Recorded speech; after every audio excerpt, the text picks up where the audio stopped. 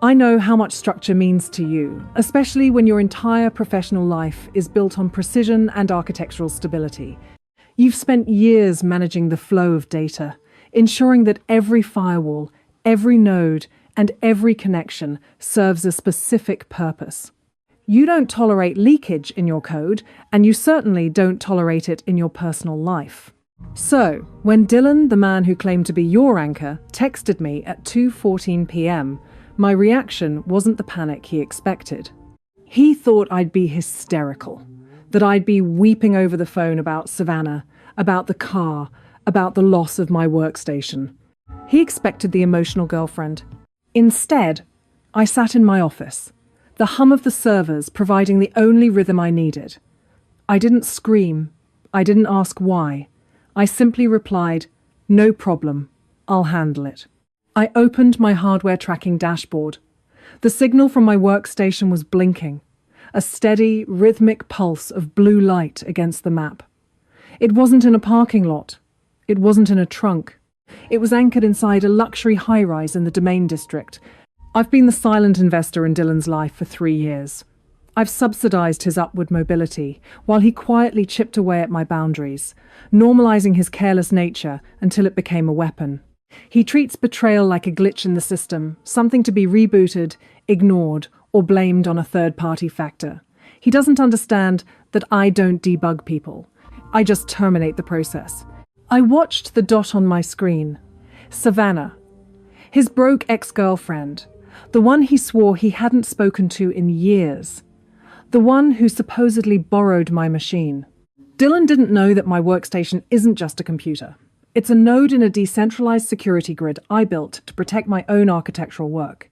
It's a $4,500 custom-built machine, sure, but the hardware is secondary to the authentication protocols I hardwired into its firmware. It's not just a tool, it's an extension of my professional integrity. And Dylan just tried to trade my integrity for his ex's affection. He thinks I'm vindictive because I'm about to trigger a protocol he doesn't even know exists. He thinks I'm small because I'm not yelling. He has no idea that when a data architect loses their access, they don't look for the key. They burn the building down and start again on higher ground. Dylan walked through the front door at 6 p.m., shaking his umbrella, his face set in that rehearsed mask of reasonable concern he'd been perfecting for years. He didn't even look at me.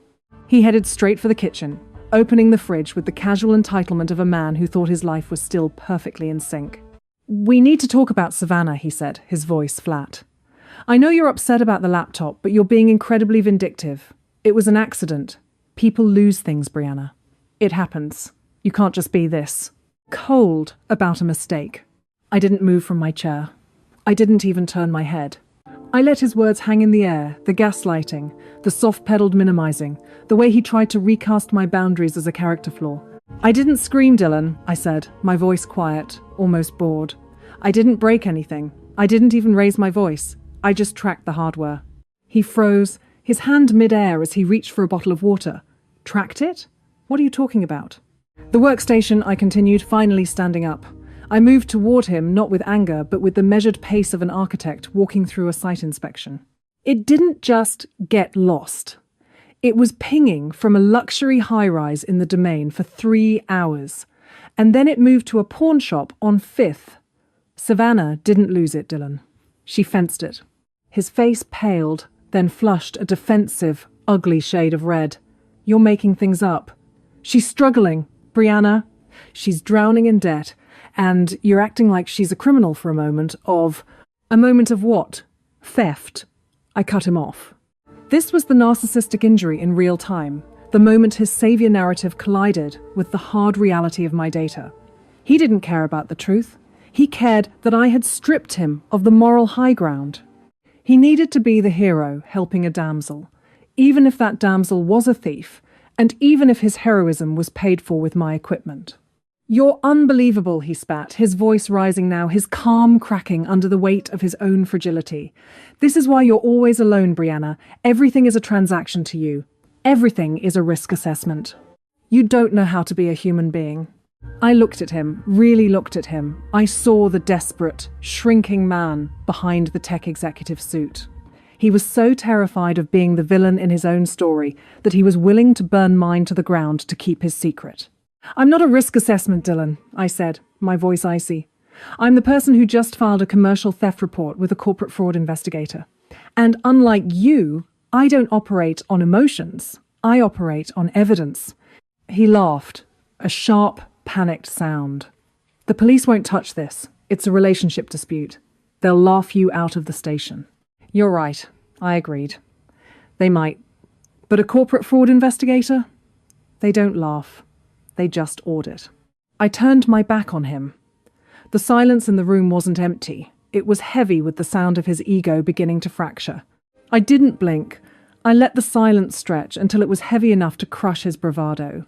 I knew exactly what he was doing. He was trying to push me back into the hysterical role, the one where he holds the cards because he defines reality. "I didn't call the police, Dylan," I said, my voice steady, stripped of all colour. "I called the corporate fraud team at my firm. They specialise in data integrity. They've already pulled the logs from the workstation's BIOS. It wasn't just a simple file dump. They've tracked the IP addresses connected to your charitable donation to Savannah." His eyes darted to the door, then back to me, the colour draining from his face so fast it looked like a magic trick.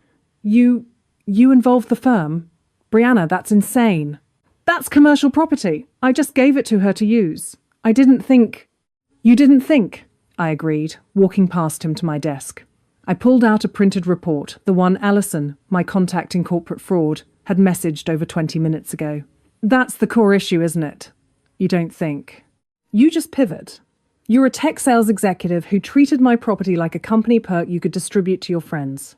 I slid the paper across the mahogany surface. It was a formal internal notice, a preliminary commercial theft and data breach filing. "You told me she was in trouble," I said, my voice dropping to a whisper that felt louder than a shout. "But public records show she just filed for Chapter 7 bankruptcy, and Alison extracted the synced messages from my workstation where you promised to clear her $30,000 debt. You didn't give her a laptop to help her work. You gave her my workstation hoping she'd liquidate it. You tried to execute a secret bailout of your ex-girlfriend's life using my assets." The room went completely still. The hero complex he wore like a suit of armor was shredded. He looked at the document, his hands beginning to shake.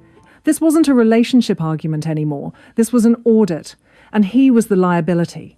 "You can't do this," he stammered, his voice thin, losing that practiced, arrogant edge. "We're together. You're going to destroy my career over a computer?"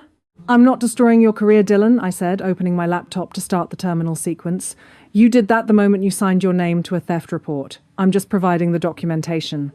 I didn't look at him when he started begging. I didn't look at him when he tried to move closer, to use the intimacy card one last time. I just watched the screen, verifying the confirmation code of the firmware kill switch I had armed. The second they power it on at that pawn shop, the drives will wipe themselves, and the motherboard will permanently brick. The machine was useless to Savannah now. It was a brick. And as for Dylan, he was about to find out that when you steal from a data architect, you don't just lose the hardware, you lose your clearance. The hero in Dylan's life was Savannah.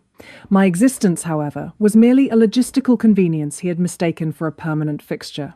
He didn't realize that in my world, a breach of data integrity is the equivalent of a breach of trust, and I had already closed the port on his access.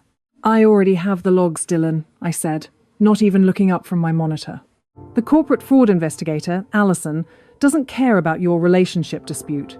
She cares that a 5-figure asset linked to my digital security architecture was illicitly transferred, pawned, and then traced via its built-in cellular node pinging from a known pawn shop's exact coordinates. It's not just a relationship issue, it's commercial theft."